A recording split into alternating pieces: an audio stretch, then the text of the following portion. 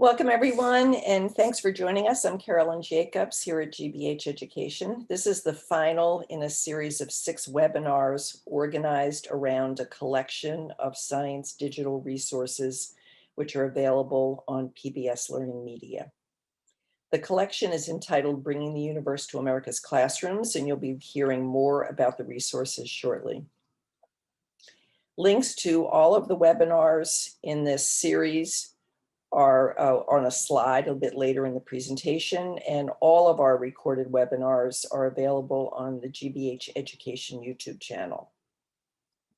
This session is sponsored by GBH Education, which is part of GBH Public Media Station in Boston, and the producer of many of the iconic programs that you view on your local public media stations around the country, such as Nova, Frontline, American Experience, Masterpiece, lots of programs for kids. And here in the education department, we produce classroom resources that are often drawn from these programs. Imagine a 3 to 5 minute clip from a Nova full-length program and coupled with support materials that help you round out a lesson. And there are hundreds of those, that kind of example on the site. And everything is available on pbslearningmedia.org for free. And we're also sponsored by PBS Learning Media, where you'll find the resources we're talking about this evening, as well as thousands of other resources for K-12 across the curriculum, but we are very strong in science. Everything is standards aligned. You're welcome to browse the site without signing in, but we encourage you to do so you can make full use of the functionality. For example, download resources, organize them into folders, share the folders with your colleagues or students, assign lessons to students, etc. So please sign in if you haven't already. Our main presenter this evening is Shawn Stevens, who is the Director of STEM Curriculum and Instruction here at GBH Education, and she is joined by 2 highly skilled and wonderful educators, Keisha Williams and Jessica Sadler. Up until just a few weeks ago, Keisha taught biology and environmental science and was the department chair at Robert E. Lee High School in Montgomery, Alabama. Currently, she is the biology lead for the state of Alabama, and Jessica is a 6th grade science teacher and STEAM facilitator in Olathe, Kansas, which is part of the Kansas City metro area. Both Keisha and Jessica have served with distinction as teacher advisors on the Bringing the Universe to America project, helping ensure that what we produce here is meaningful for teachers and students. After a brief introduction to the collection of resources, Shawn will dive into the EL principles and show how they relate to some resource examples, and she'll be followed by Keisha and Jessica telling instructional stories of how they've used the resources with their students. And I'll come back on at the end for a few final remarks. Thanks again for joining us, and I'll turn things over to Shawn. Thanks, Carolyn. Okay, so first I'm just going to give a little background on the project, Bringing the Universe to America's Classroom, fondly noted called BUAC by some of us, in case we slip and call it its nickname. This project is a collaboration with NASA and affiliated organizations, as well as dozens of teacher advisors from across the country who worked with us to help make sure the resources that we developed would be useful for you.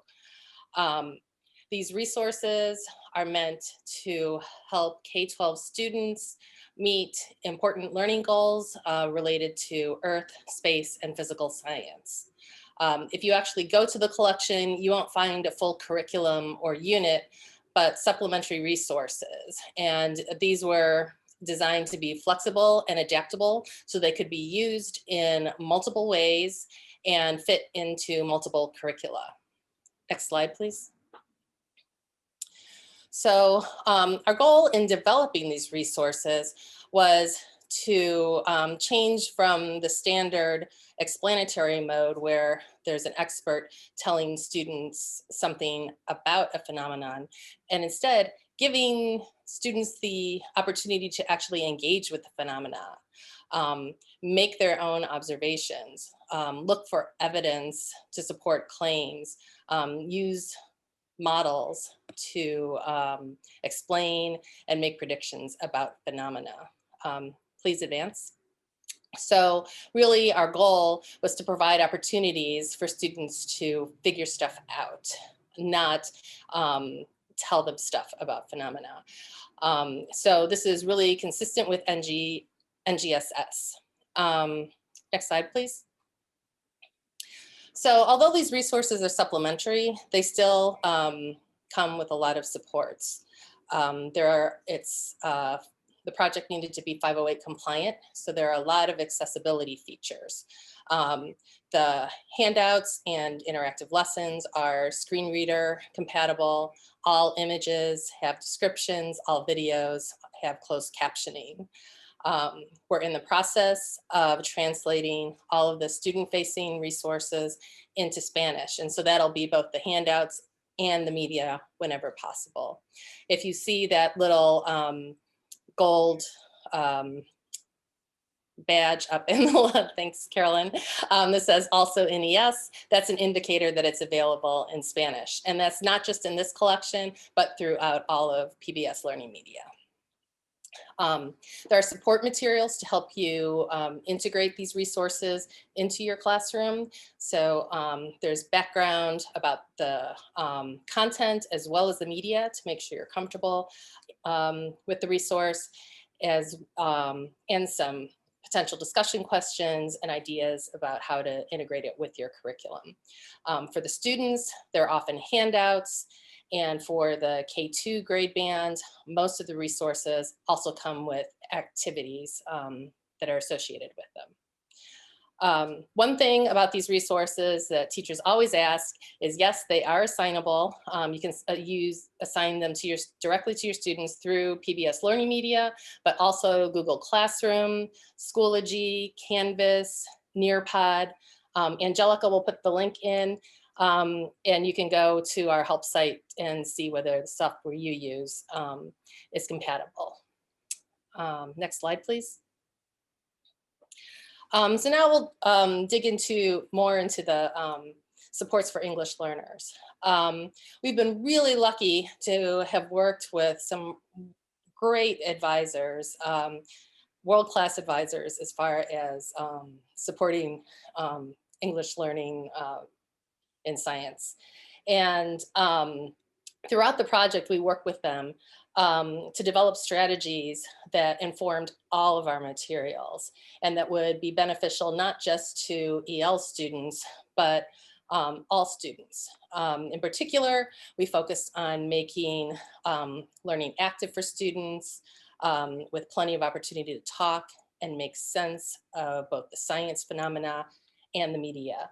And provided opportunities for students to express their ideas in multiple ways. Next slide, please. There are two major components to our supports for English learners. The first one I mentioned earlier, the Spanish translations of the resources, and the other are specific supports for English learners that usually accompany our lesson plans. And these supports were designed around the science learning that we wanted students to do. So they help students interpret and make sense of and communicate about the media, as well as help them meet the science learning goals that we're trying to get all students to reach. So they're not meant to be separate ELA type of goals, but all integrated in with learning the science. Next slide, please. Some of the types of supports we have, visual vocabulary, which teachers tend to like even for all students and find that really valuable. Suggestions for hand gestures that you could use, to communicate certain terms and help students make those connections.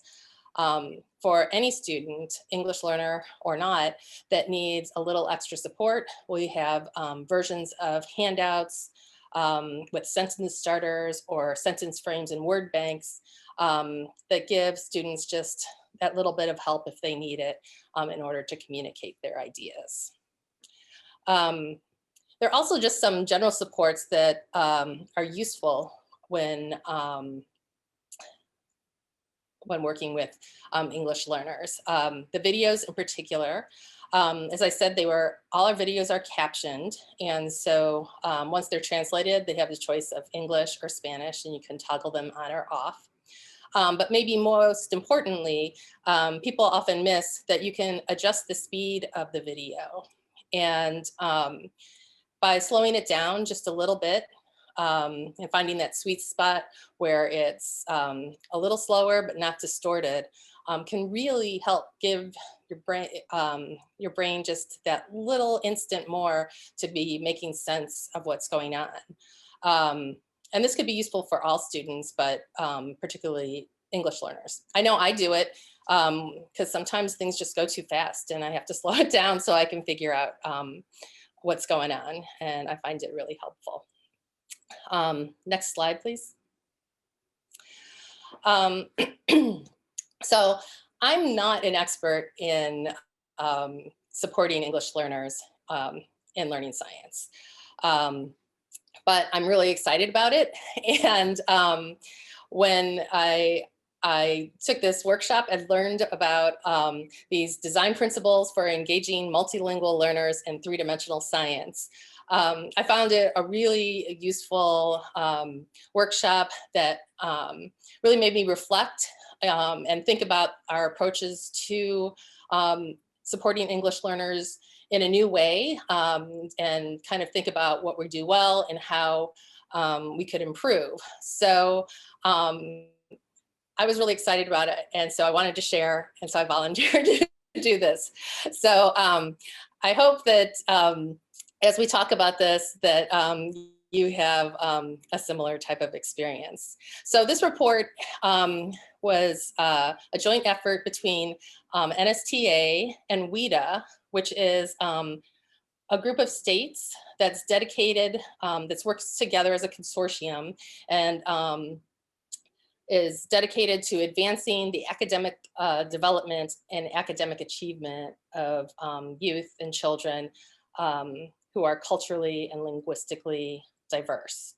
And they work on developing high quality standards, assessments, doing educational research, and developing professional learning for educators. Next slide, please. The foundation of their suggestions, or their principles, is the idea that science and language instruction must be integrated. So it's important to engage English learners in those same meaningful learning experiences that all students should have, so that they're engaging in authentic practices and having meaningful interactions with their peers as well as their teachers. So we don't have separate language learning objectives, but it's all integrated, and they'll be developing language proficiency while they're learning the science. Next slide, please. So there are 8 design principles that they propose, and they've divided them into 3 categories: foundational, the 4 pillars for sense making, and then equity for multilingual learners. So we'll talk about each one of these categories individually. So next slide, please. So the first one is kind of the basic tenet for defining science literacy, is that students will learn to explain the world around them and develop into informed citizens who can both understand and potentially help address issues that are important to their lives and society. And this is all students, not just some, but even English learners. And then the design principle 2 is really focuses more on the diversity side and recognizes the history of disparities in science and has faith that it can be disrupted. And by doing this, we can do this by considering teaching and learning science from multiple perspectives, recognize that historically, who does science, who knows science, and how we know what we know, there has been an intrinsic bias to that. And one of the our recent products in for BUAC is a framework that addresses diversity and equity for science education media. We made a teacher's guide for that, a version of that, and you can download it if you're interested. And this addresses a lot of these first 2 design principles and goes beyond that too. Next slide, please. But back, like I said, we're going to focus mostly on these 4 pillars of sense making. If you look at them, they should hopefully look familiar. They're really related to, consistent with NGSS. You see the phenomena matter because we want everybody to have the same experience, and instruction is going to be anchored around phenomena. The students make sense of them and try to explain something about them. They're going to be engaging in science and engineering practices, and they're the ones who are constructing the knowledge. We're not going to be giving it to them. So next slide, please. So what's different, or where the language part comes in, is that they're asking us to think about language, make sure we think about it differently. The traditional approach is to really think about it kind of in a siloed way, and where we're pre-teaching vocabulary and having language-specific tasks that really just focus on language, sometimes having separate language learning goals. Instead, please advance. Thanks. They have come up with 4 language practices that kind of describe different ways language, or different roles language plays in sense making in science. And so if we think about these 4 roles and how to support students in expressing themselves and communicating in these different ways, then we should be able to improve their language proficiency. But this is all while they're making sense of science. Next slide, please. So really quickly, just going to describe what they are. When they're expressing ideas, this is really kind of an informal type of communication and language. When you're like introducing that anchoring phenomenon, and when they may be doing something like I observe and I wonder when you're starting out, or even the observations of phenomena when they're doing investigations. So this is like a really informal, interactive type of communication. Oh, and I should mention these are just categories. There's no particular order. I just happen to be doing it this way. Co-constructing ideas. This is when they're making sense of data, their evidence that they've collected. And so this is going to happen when they're talking and working in pairs or small groups, as a whole class building consensus and just constructing knowledge. And again, this is interactive and informal type of language. Thanks. Interpreting ideas is just making sense of information, all different kinds of information. And if you look at the different types, are like it could be text-based, listening, watching videos, interpreting diagrams and graphs. And they need different types of support because all of this type of information is different in how they can make sense of that. And this is really where the core of our supports are going to come in because of our media, and then we work out from there. Next one, please. Thanks. And then finally, they're presenting their ideas. And this is when they're going to communicate their understanding. And so this is the only one that's kind of formal, where you might expect some revised and edited language. Excuse me. So most of this is informal, and then there's just this one small place where, or a smaller place where students you'll have different expectations for them. And we should just be clear when we're, what expectations we have when. Next slide, please. So now I'm going to just talk a little bit about how our resources in our collections can support English learners and relate them a little to this framework. The first resource I'm going to talk about is just kind of illustrates the affordances, one of the affordances of using digital media, in that it's all very visual. And so even if you can't understand all of the video here, there's a demonstration that shows how the primary colors of light mix. And then on the next thing that students do is they have an interactive where they can explore and mix the colors themselves, take their own notes of the relationships and how that and how the colors mix. So they can make, so they're making their own sense of all of this. Next slide, please. One thing that we developed recently and are these student inquiry assignments. And these are specifically for helping students interpret media. And so they start off with a very short kind of reading, maybe a half page. And there's just a couple sentences saying about what am I looking at? Another section of why should I care about it? And that is how this content relates to their lives, or at the very least, how it relates to other things they've learned in science. And then finally, the third section is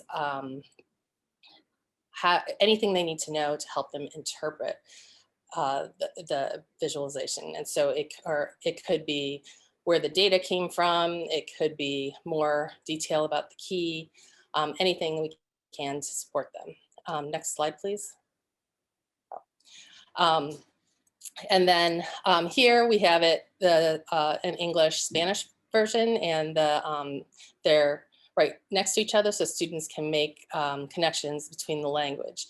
And I forgot to mention that after the reading, there are a series of questions to help students kind of guide them as they're working through the media, what they should observe, what they should focus on, and engage them in practices as well. Next slide, please. Here's an example of sentence frames, and there's an excerpt of a model there that they're looking at, but it's also in a different form in the resource. But you can see there's a lot going on there. And so to kind of help students, and all students, not just English learners, they need, when it's that complex, like what should I be looking at? Where should I be looking first? And so these just can help students figure out what they should look at, prioritize what they should look at, what they should talk about, and kind of guide them as they're making sense of these models. Next slide, please. We also have interactive lessons, which are self-paced lessons that students can work through independently. And teachers have been finding them extremely useful in this crazy time of hybrid and remote learning. Students, the lessons engage students with media, and learning and assessment activities, engage them in practices, and all organized in a way to help them meet a learning goal. Can you advance, please? So there are a lot of accessibility functions too.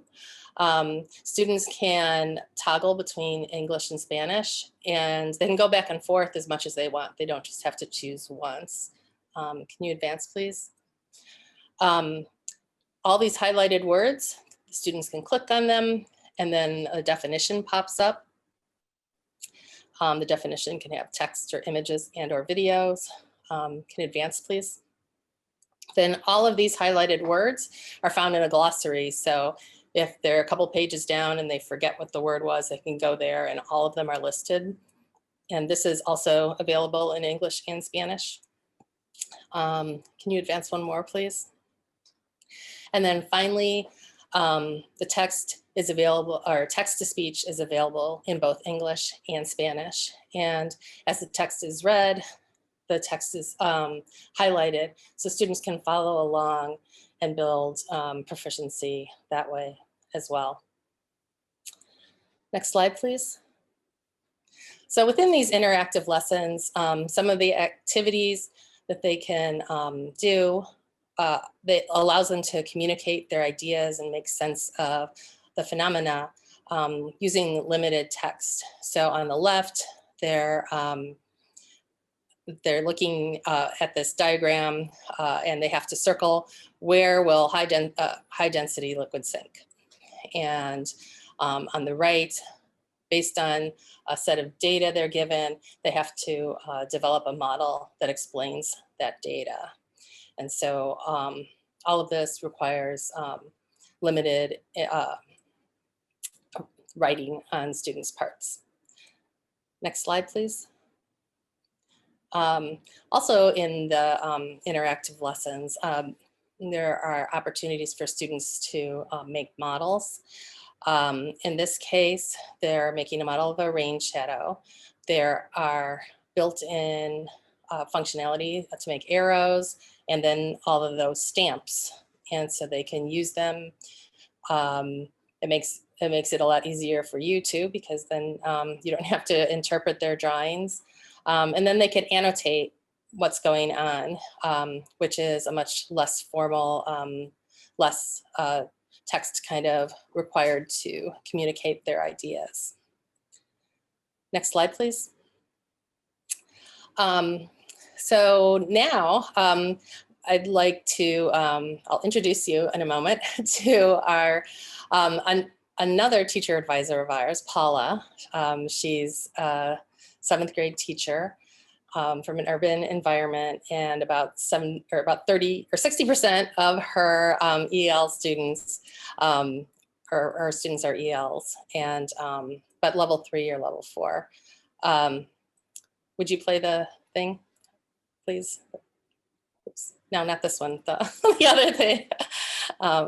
Sorry. So what she's talking about is this global precipitation model. And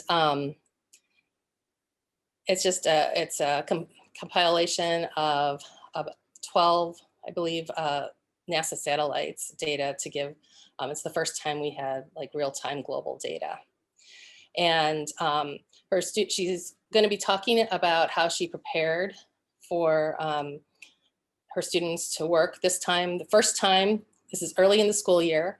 They're still building that classroom community where students are comfortable sharing their ideas and asking questions. And it's the first time they've been working with any kind of complex digital model like this. Next slide, please. So as we watch this video, just keep an eye out on how Paula, the supports that she uses around the 4 language practices and pillars of sense making. I wanted to think about what the students would need to successfully have a discussion and to scaffold their thinking. Now, how many people ever studied the water cycle before? Okay. There's an assumption that when they get to be in 7th grade, they know X, Y, and Z, and that's definitely not the case, especially in an urban classroom where there's a lot of mobility. Kids have a lot of gaps in their knowledge. I started off activating their prior knowledge about the water cycle. The equator right here.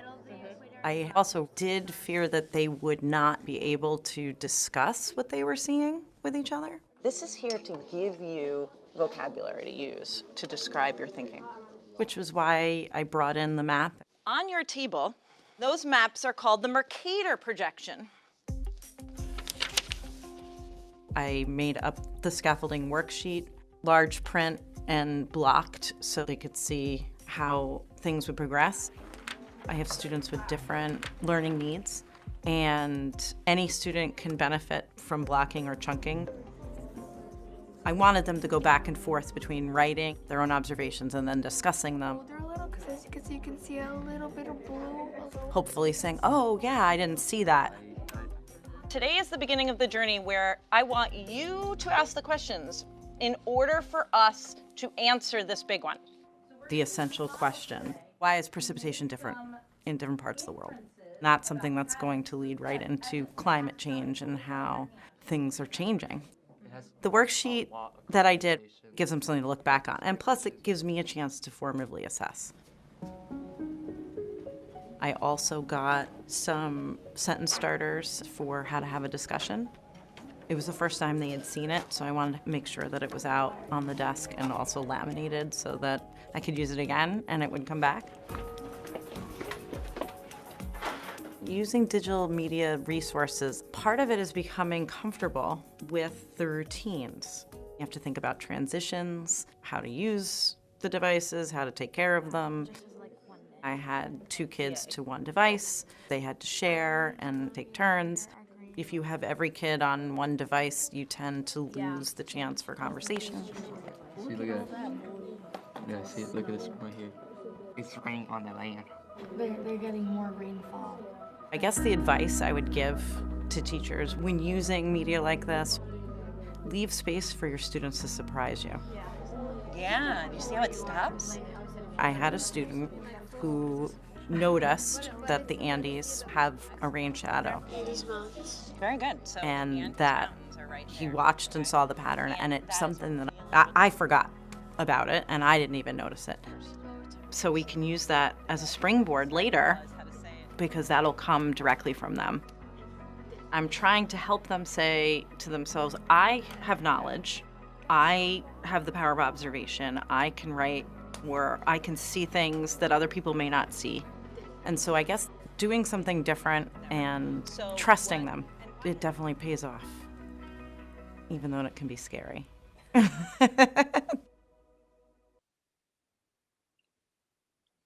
So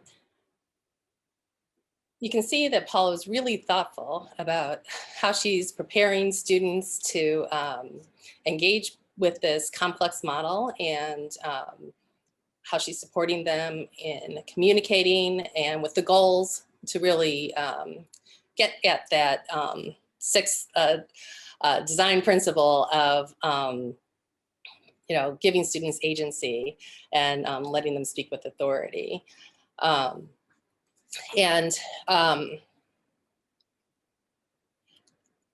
I have the next slide, please?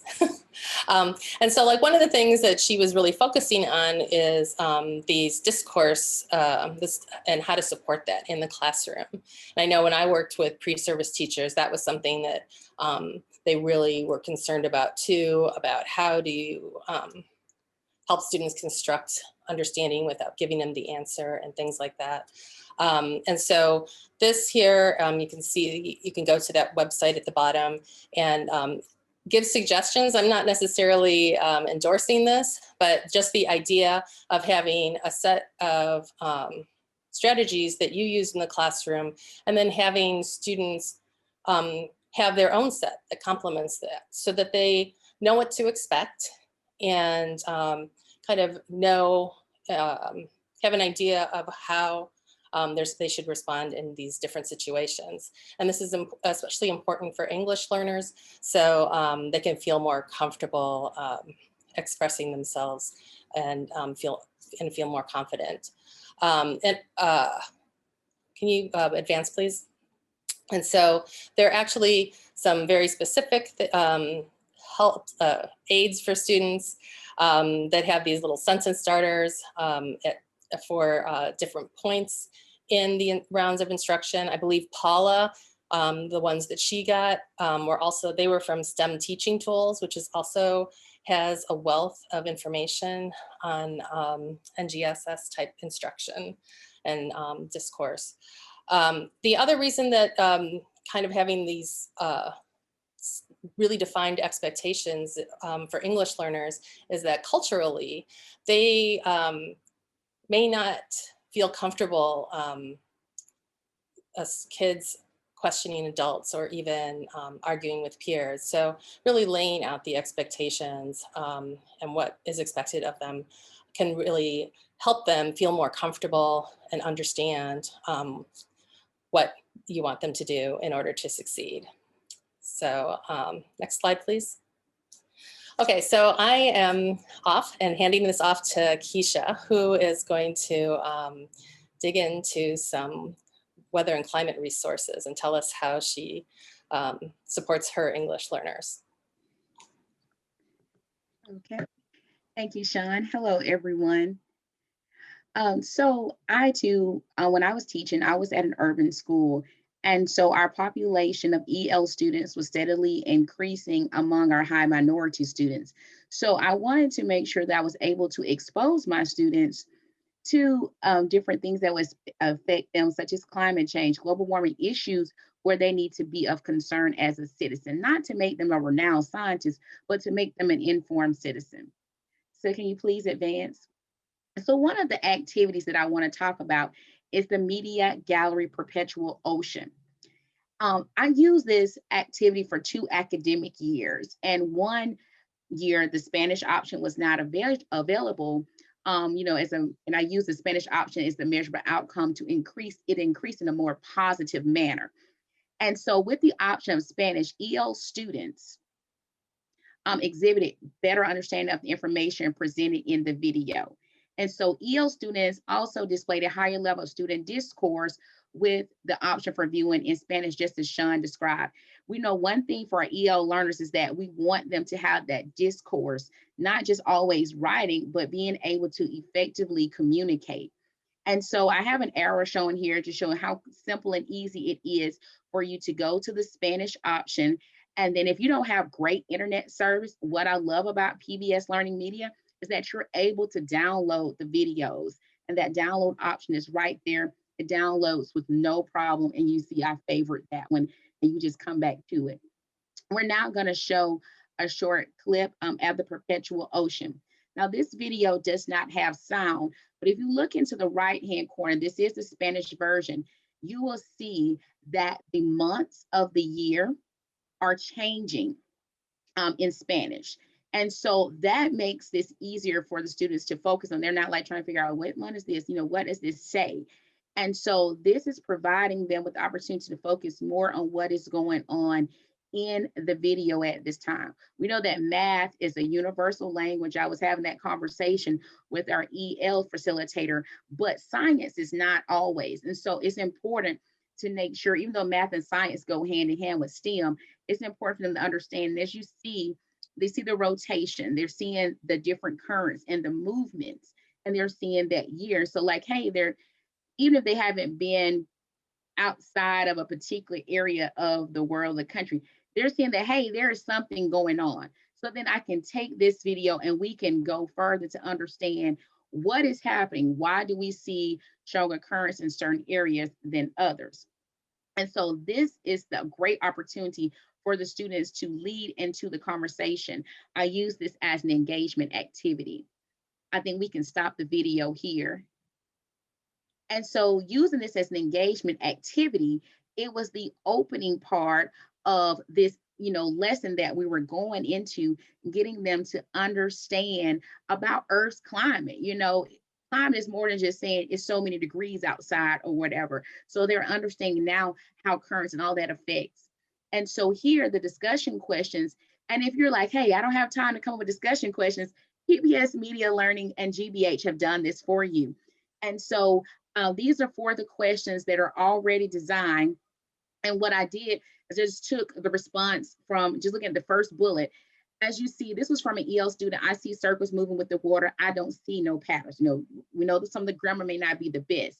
But then after we had that Spanish option that next academic year, you see there are currents moving with the water. Some are moving faster. And during the spring and summer, there are more currents and they move fast. So you see that there's a better development of their response when they had that option for Spanish and we're not just focusing on the months. They had more to elaborate on and communicate more effectively. We'll now advance to the next slide. So the next lesson I want to talk about is the ocean, a driving force for weather and climate. And this video used as an engagement activity as well.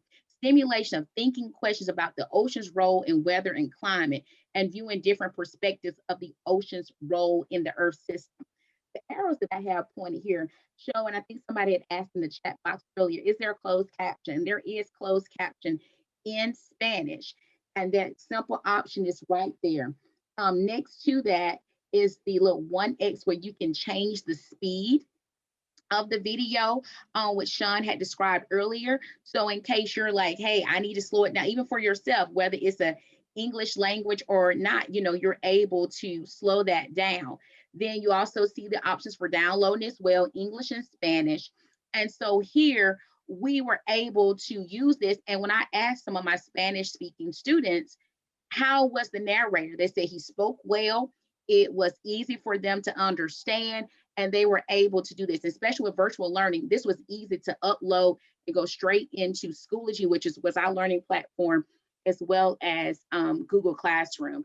I saw somebody ask about Canvas. I'm not sure on that one. I've never used that platform. But we're going to play a short video clip of this. The first part is going to be, I think we're going to do the first 30 seconds in English, if I'm not mistaken, Carolyn. I don't have this one loaded. Oh, okay, Yeah, that's it was just fine. the perpetual ocean. I'm sorry, Keisha. Yeah. That's okay. There's no problem. But Well, wait a second. Let me play it right from here. Let's see if this works. okay, No, I'm sorry. okay. Well, I just put the link in the chat box. You want to look at that later, but it plays. And you will hear it in Spanish. It speaks, like I said, the tone is great. The children were greatly appreciative and able to understand. And so they needed to slow down and go back. They were given that option with that virtual. And so we were able to take this and take weather and climate to another level as we move forward in this unit.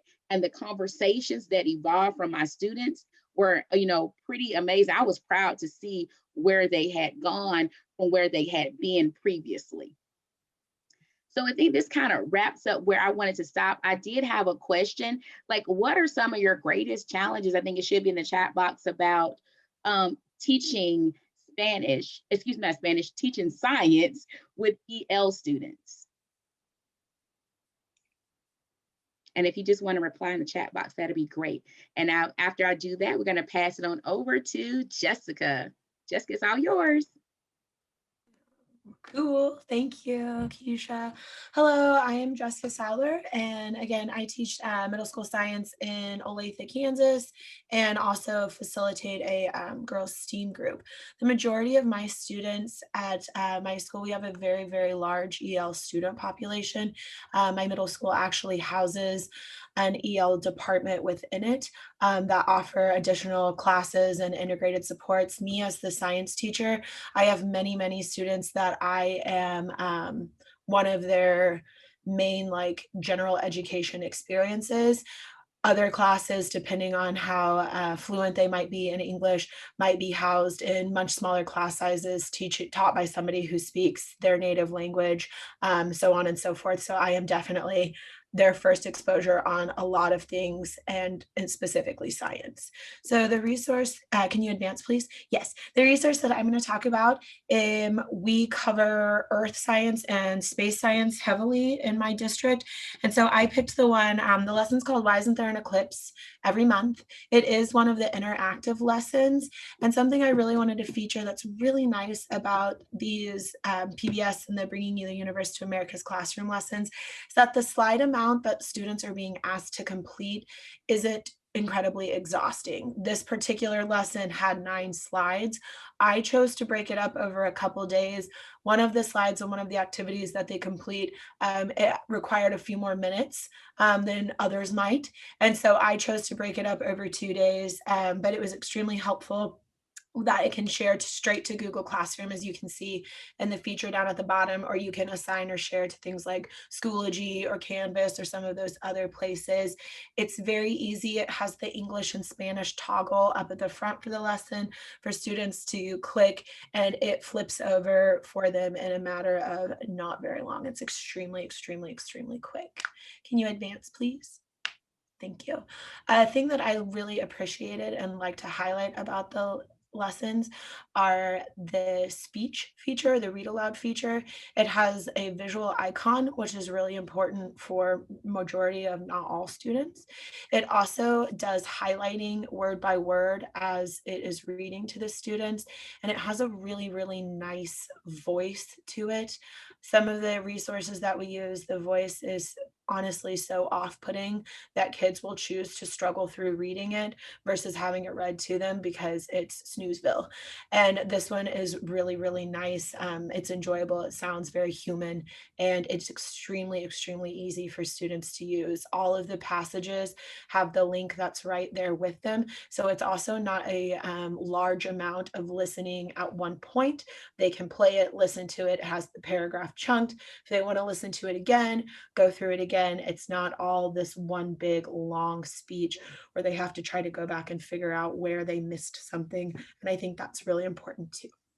Can you advance, please? Thank you.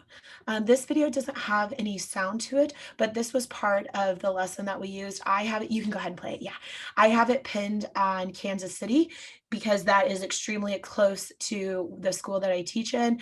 And this is from the 2017 solar eclipse. This is from the NASA Jet Propulsion Laboratory. And it's majority of my students were able to witness the eclipse, but I'm also getting towards where the honeymoon phase of that is ending because the kids I have now were in second grade when it happened.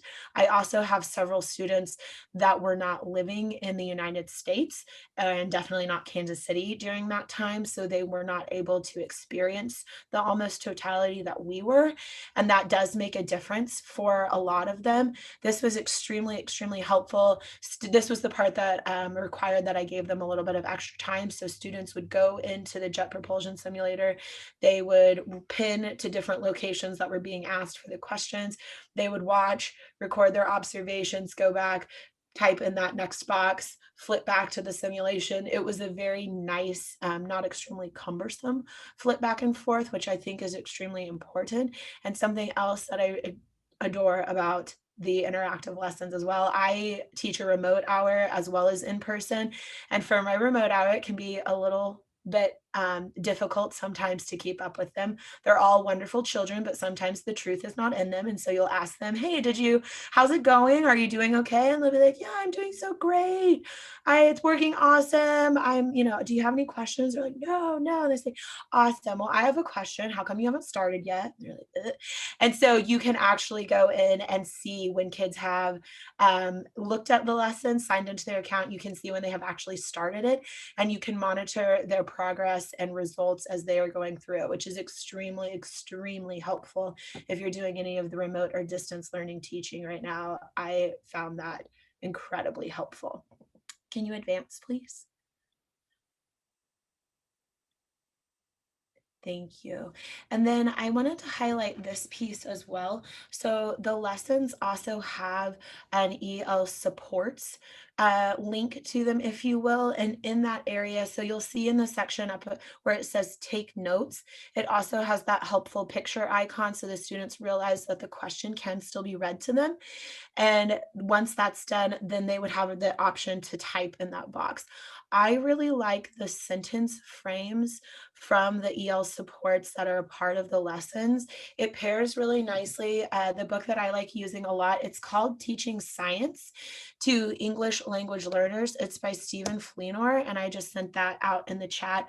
This is a home run resource to pair with all of these particular lessons. Something that I really like, and it might be a little difficult to see, but in the back of the book, it has rubrics that I use. So when I go back and I'm looking at a student's writing, it has, they phrases them as newcomer, beginner, intermediate, advanced, and then nearly fluent. And something that I really appreciate is in this first column of this newcomer rubric, it suggests giving sentence stems or sentence frames to your students so that it can help them formulate a better response. And then it graduates into that intermediate level where you may still give it to them because it still has a use, but maybe it doesn't require as many. And then you move into advanced or nearly fluent which would be close to what you would expect of majority of your students. And I think this is extremely, extremely helpful. I also use the sentence frames and stems when we're doing the visualize it piece that you'll see on the other side next to the other purple arrow. That is a flawless, very handy downloadable document. So a lot of the documents, you just click the link, it automatically downloads to the student's device, whatever the case may be. And it does have written components to it as well, where they're looking at something, they're explaining what they're seeing, kind of painting that picture for you. And most of my students find the sentence frames with that extremely, extremely helpful as well. Okay. May you advance, please? Thank you. And then I wanted to talk about question formulation technique. And so really what this is, the reason I chose to add this into it is I feel that we as educators, we often talk about students' ability to self-advocate and ask questions, especially in parent-teacher conferences. Usually something that gets shared is like, oh, your student does a really great job asking questions, sharing out in discussion. They're very vocal, things like that. But then I find that question of like, well, what happens to those students who haven't mastered that skill yet? We tend to kind of get into a place where we share out things like, oh, I wish they'd talk more. I wish that they were able to let me know a little bit sooner when they're not understanding something. And we put that responsibility to the students, which it's a right place to put it. But often the idea that a lot of students might actually need the practice and how to ask the question. It's not that they don't want the help, it's just that they're not really sure what to say. And so this question formulation technique has been a game changer. It's extremely helpful. It's also, there's a really fabulous book for it. It's called Make Just One Change. And in that book, these are kind of the baseline, the number 1, 2, 3, 4, where it starts. So when I'm working with my students, we start out and we talk about ask as many questions as you can. And the best part about that is the accomplishment for it is it gives a license to their voice. Hey, say whatever you want, toss it out there, like nothing's dumb, I'm recording everything. Number 2, we talk about do not stop to discuss, judge, or answer questions. And I just kind of frame it with my students like, hey guys, it's a short class period. Like we want you to put everything out there or write it down, but we don't have a lot of time to sit and evaluate everything because we've got stuff to do. And with that, it creates a safe place and it helps students feel protected in sharing out something or asking something that might be a silly question. Number 3, I write down, or if a student's doing the writing, they write down every question exactly as it's stated. Even if a student says something that's grammatically kind of funky or whatever the case is, that is how it's written down because we're just cruising through it. And that gives them the opportunity to kind of level the playing field where all people's questions feel extremely respected. And it's just kind of tossed out there. And eventually you get to a point that I might say a word that's not really a great grammatical word, but nobody really questions it. They just kind of let it be.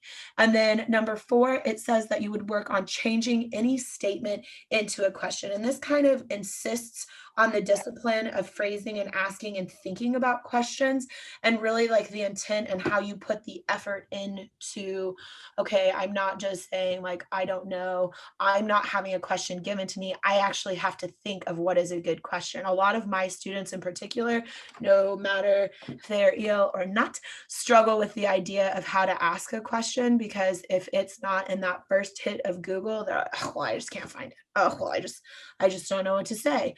And so this has really helped them be more thought-provoking in the things that they say and what they ask. And the reason that I put this in there, the 2 images that are on the side, we had just finished, or we have just finished covering moon phases and doing our astronomy and space units. And I had students, when they're asking their questions, they said, well, Ms. Aller, how come sometimes that same alignment is an eclipse, but most of the time it's a full moon? And especially in these top model views, when we look at it, the top one, I mean, yes, it's essentially, it is the same in alignment. The only difference is that you can see that it's a lunar eclipse in this particular one, and the moon has been shadowed in that blood moon or that red color. And so really helping them conceptualize, we thought, oh my gosh, what a fantastic question that I might have taken for granted. And so this question ended up leading us into using the why don't we always have an eclipse lesson, and kind of helping them understand the rarity in them, the ability to see them based on location, and a lot of those kinds of things. And I do believe that was my last slide. Yes. So if you have any questions, obviously, please feel free to type them in the chat. I would love to answer it out. And thank you, Jessica, and thank you, Keisha. Wonderfully practical tips, and very much appreciated by the teachers. So we are winding down now, and feel free to respond to things in the chat. You know that you can capture the chat through the 3 dots at the bottom. You can save the chat. It saves in my documents folder. If you have any issues with that and you need a copy of it, you let me know. All right, so the resources that you have seen tonight live on pbslearningmedia.org. Again, a free site that includes the universe collection of resources that we were referring to today, along with thousands of other resources. Everything is free, and really resources for across the curriculum, not just science, but the site is very strong in science. Here are just some banner headings of other collections on the site to kind of whet your appetite and inspire you to explore the site on your own. We've been speaking about the first, of course, but Nova and Nova Wonders are represented on the site. There are hundreds of short clips that are drawn from full-length Nova programs on the site. And here's a couple of other examples. There are hundreds of collections on the site. I just picked a few. Blood Sugar Rising was an unusual collection that we produced. It was drawn from a program about the diabetes epidemic, and we created a lesson plan and resources for middle school science and health classes, and they are fabulous. So check out these collections. You'll have the links to these and everything we've been talking about on that resource document we mentioned. We record our webinars and we publish everything, all the recordings, on our GBH Education YouTube channel. And these are the webinars that we recently ran in that series of 6 that I mentioned at the outset. Tuesday, just a couple of days ago, we had a similar presentation to tonight for K-5. So all of the recording links, you'll have them in that resource document or on the slides or whatever. And we appreciate you coming and hope to see you in future webinars. Speaking of which, next week, Thursday, April 1st, we are running a webinar on project-based learning and what we've learned about project-based learning from this COVID time. There are 2 experts in project-based learning who are the featured speakers. One of them is Susie Boss, who has written about 7 books on project-based learning and travels all over the world. And we also have an educator, and we'll also be pointing out some public media resources for project-based learning. So please feel free to join us, or just register if you can't make the live stream, but you want to see the recording. You'll get the recording link. Help us do better and keep our webinars fresh and useful to you by completing this very brief survey. At the end of the survey, you can download a certificate to acknowledge your participation tonight. This is put together by our research department. They give us reports and we listen and take everything you say very seriously. So thank you for doing that, and you'll have a link to that in the chat also. Follow us on social media. We're very active on all the major platforms, GBH Education. And I want to thank you for all that you do and for coming tonight to be with us. Thank you to Sean Stevens, Denise Olson, who was in the chat, Keisha Williams from Alabama, and Jessica Stadler from Kansas. Thank you to all of you. I'm Carolyn Jacobs. You can reach me through this email, carolyn_jacobs@wgbh.org. I will respond to you, and you can ask me any questions or comments. Let me know what you thought about tonight. We are closed captioning this session, and the captions will be on the recording in a day or so. And I think that is about it. So we are at our time. Yeah, we're right at 8 o'clock. So I'm going to keep the chat open for a few more minutes, a couple of more minutes, just to have people catch up and see if their questions were answered. If there's something that was not answered, we will get back to you offline. I do go through the chat the day after, and we'll get back to you. So thank you very, very much, one and all. And I wish you a lovely evening and a good upcoming weekend. Thank you. Stay healthy.